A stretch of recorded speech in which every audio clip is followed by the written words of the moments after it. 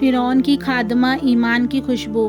واقعہ شب معراج کا ہے، جب حضور نبی کریم صلی اللہ علیہ وسلم جبرائیل علیہ السلام کے ساتھ بیت المقدس کی جانب تشریف لے جا رہے تھے تو راستے میں ایک مقام پر آپ صلی اللہ علیہ وسلم نے بے مثال خوشبو محسوس کی۔ آپ صلی اللہ علیہ وسلم نے پوچھا، اے جبرائیل، یہ کیسی خوشبو ہے؟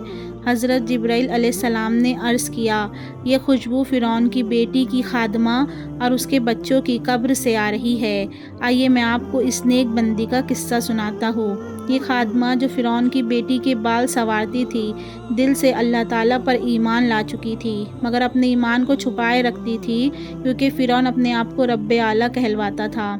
ایک دن جب وہ شہزادی کے بال سنوار رہی تھی تو اس کے ہاتھ سے کنگھی گر گئی۔ اسے اٹھاتے ہوئے اس کی زبان سے بے ساختہ بسم اللہ نکل گیا۔ فرعون کی بیٹی چونک گئی اور بولی، یہ تم نے کس کا نام لیا؟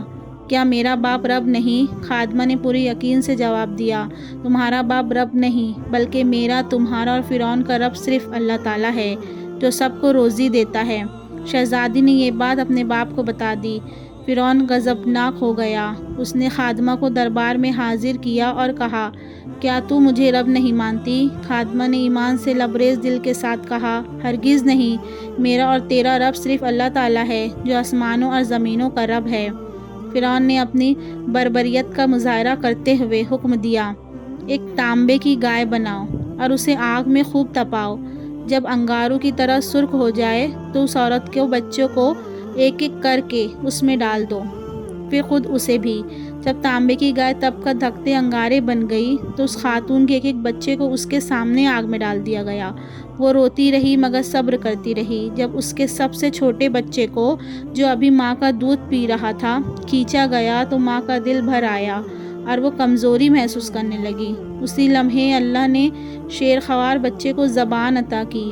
اس نے بلند آواز میں کہا، اماں جان، گھبراؤ نہیں، حق پر قربانی دینا سب سے بڑی کامیابی ہے، صبر کرو۔ ماں کے دل کو قرار آ گیا۔ اس نے اللہ کی رضا میں راضی ہو کر اپنے بچے کو بھی قربان کر دیا، پھر خود آگ میں کود گئی اور شہادت کا درجہ پا لیا۔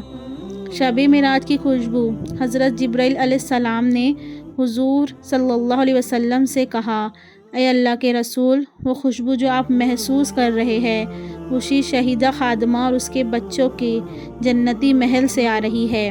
اللہ نے ان کی قربانی کو قبول فرما کر انہیں جنت کا اعلیٰ مقام عطا فرمایا ہے۔